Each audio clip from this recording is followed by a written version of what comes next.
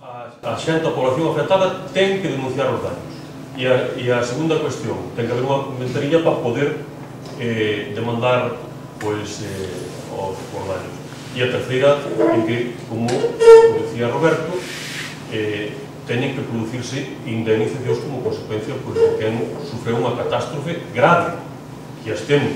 É a recomendación que lle fan os gandeiros agricultores dende Unións Agrarias, un consello que tamén suscribe Xóvenes Agricultores. Ambos sindicatos van pedir axudas ás administracións para paliar os danos que está a provocar o forte inverno, especialmente neste mes de xaneiro. Proba delo o temporal de vento da madrugada do xoves que destrozou granxas, invernadoiros e mesmo plantacións de viñedos. Unións Agrarias denuncia a falta de previsión dos servicios de meteoroloxía e emerxencias, mentres que Xóvenes Agricultores fai un chamamento ás autoridades para que garantan o rápido restablecemento dos servicios nas áreas rurais, dende o suministro eléctrico á cobertura telefónica.